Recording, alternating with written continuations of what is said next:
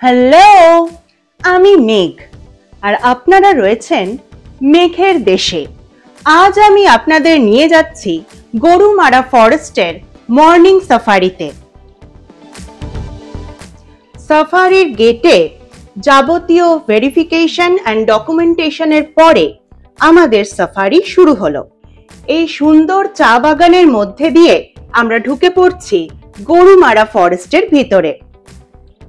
West Bengal গভর্নমেন্টের তিলাবাড়ি রিসর্টে যেখানে আমি ছিলাম, সেই রিসর্ট থেকেই আমি এই সাফারির বুকিং করেছি। আপনারা যদি চান তাহলে আগে থেকেই অনলাইন বুকিং করেও আসতে পারেন। ফরেস্টে ঢুকতে ঢুকতেই চোখে পড়ল এই ময়ূরটিকে। চলুন দেখি সামনে আর কি কি বন্যপ্রাণ আমাদের জন্য অপেক্ষা করছে। ভোরের জঙ্গলের এই অপূর্ব সৌন্দর্য উপভোগ করতে করতে আমরা এগিয়ে চললাম।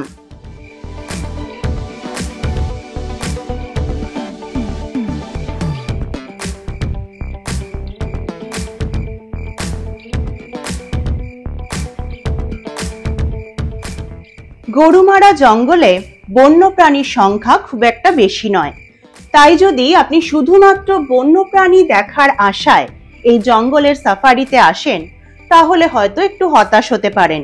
কিন্তু যদি আপনি প্রকৃতি ভালোবাসেন আর প্রকৃতিকে প্রাণ ভরে উপভোগ করতে চান তাহলে এই জঙ্গল কিন্তু আপনাকে একদম হতাশ করবে না।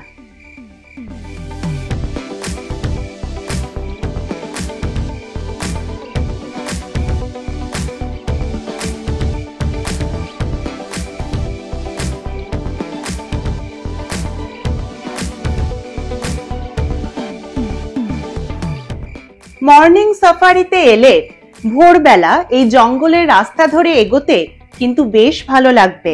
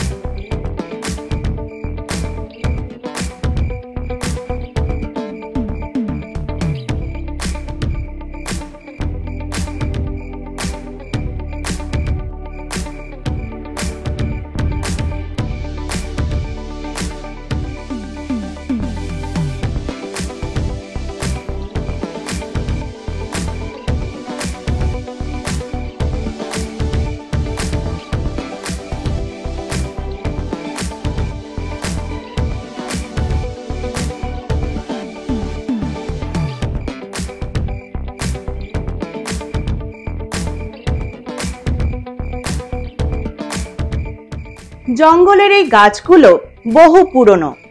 গাইড দাদার কথায় কিছু কিছু গাছ তো সেই ব্রিটিশ আমল থেকেই আছে।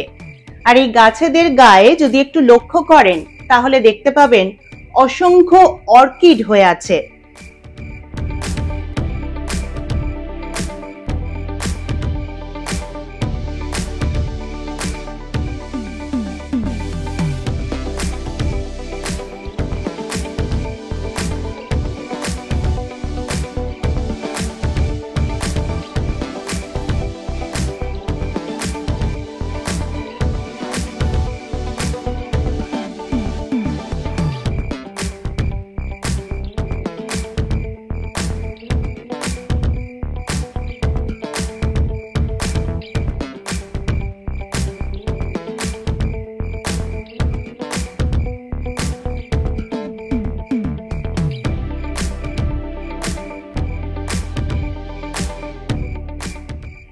ময়ূরের পর এবার আমাদের কাছে ধরা দিলেন এই ময়ূরী।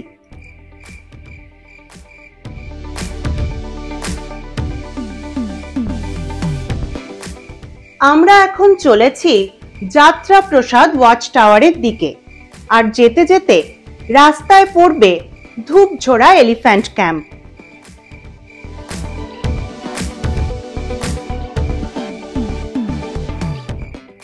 এই যে এইটা হচ্ছে সেই ধূপঝোড়া এলিফ্যান্ট ক্যাম্প, যেখানে জঙ্গলে টহল দেওয়ার জন্য পোষা হাতিদের রাখা হয়। আর হ্যাঁ, এখানে কিন্তু ক্যাম্পিংও করা যায়। এখানে ক্যাম্পিং করবার ইচ্ছা থাকলে গভর্নমেন্টের ওয়েবসাইট থেকে আপনি তার বুকিং করতে পারেন।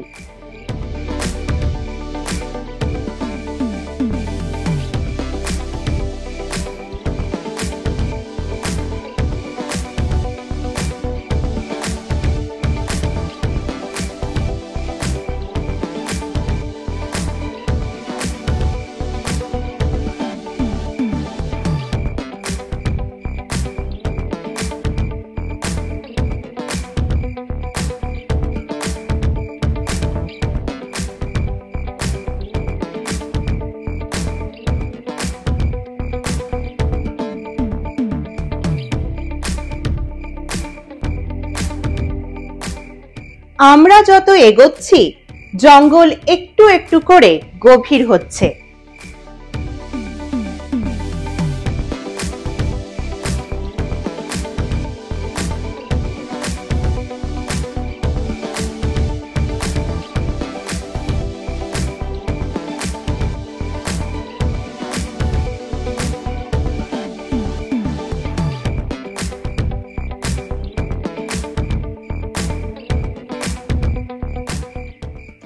চলতে চলতে হঠাৎই দেখলাম আমাদের সামনের জিপটা থেমে গেছে।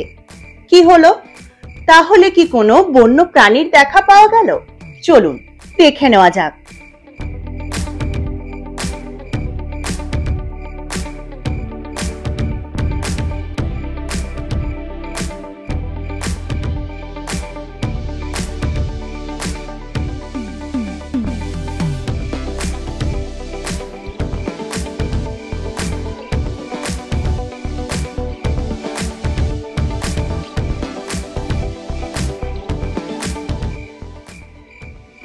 ডান দিকে তাকিয়ে একটু লক্ষ্য করতেই দেখা মিলল একটি হরিণ এবং কিছু বাইসনের।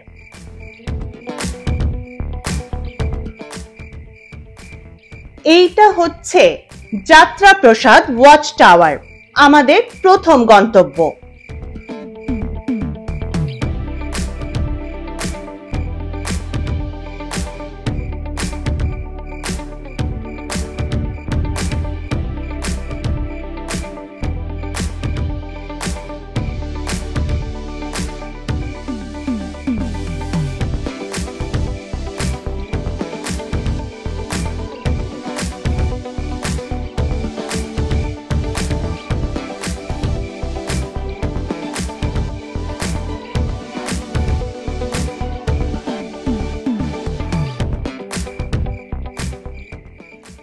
ওয়াচ টাওয়ারের ভিউ পয়েন্ট থেকে প্রথমেই যেটা চোখে পড়ল সেটা হচ্ছে এই মনোমুগ্ধকর প্রাকৃতিক দৃশ্য।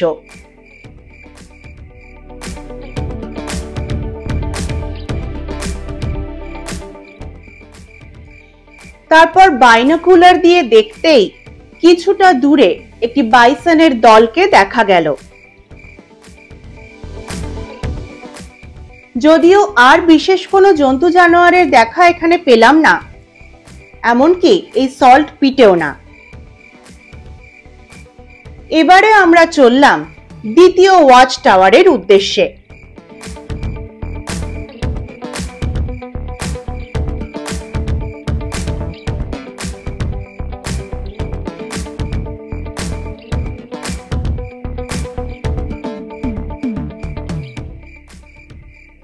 পথে দুটি পোষা হাতিকে দেখা গেল।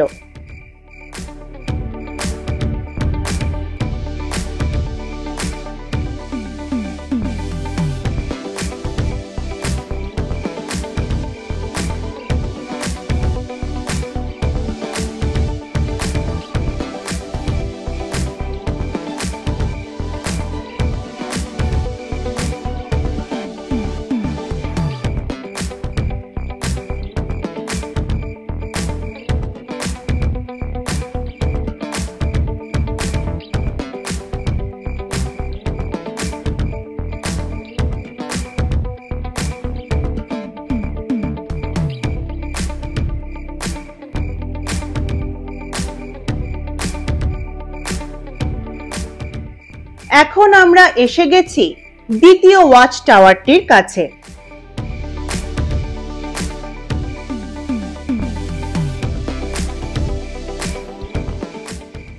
এখানে জিপ রেখে কিছুটা রাস্তা হেঁটে তারপর ওয়াচ টাওয়ারে পৌঁছাতে হবে। হেঁটে যেতে যেতে রাস্তার দুপাশে গাছের ওপরে দেখতে পেলাম এই পাখিদের মেলা।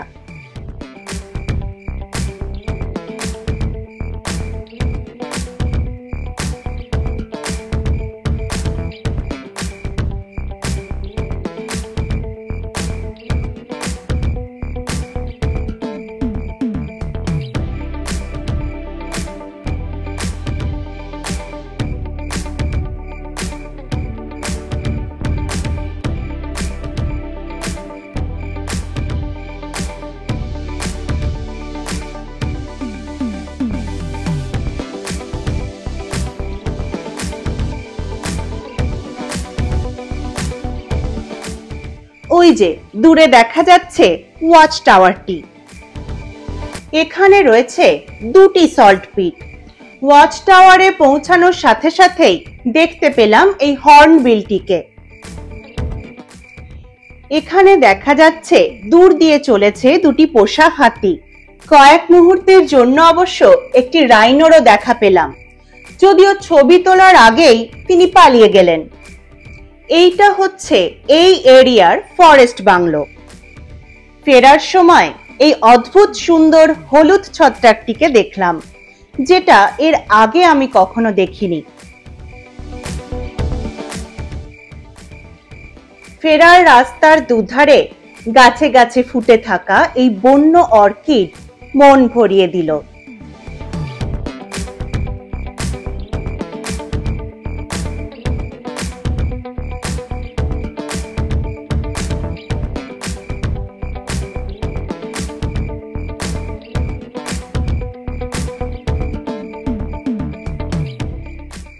এইবারে ফেরার পালা। ইতিমধ্যেই সূর্য উঠে গেছে আর গাছের পাতার ফাঁকের মধ্যে দিয়ে ঝিকিমিকি রোদ ছড়িয়ে পড়েছে গোটা জঙ্গল জুড়ে।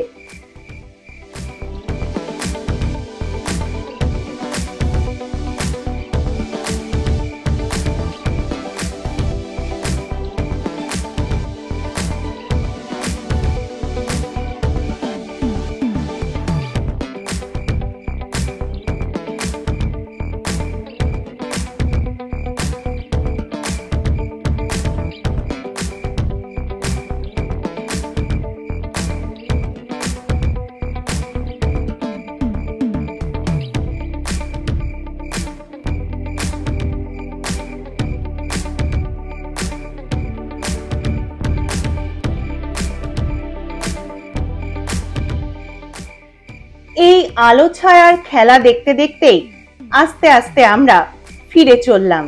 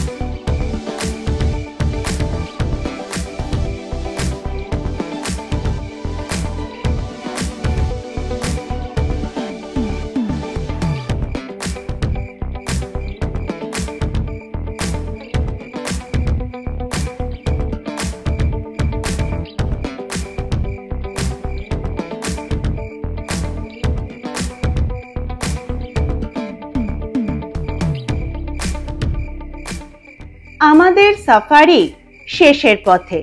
এই চা বাগানের মধ্যে দিয়েই আমরা ফিরে চললাম গরুমারা জঙ্গলের গেটের দিকে, যেখান থেকে শুরু হয়েছিল আমাদের এই সাফারি। জঙ্গলের এই অভিজ্ঞতা নিয়েই চললাম রিসর্টের দিকে। Bye bye.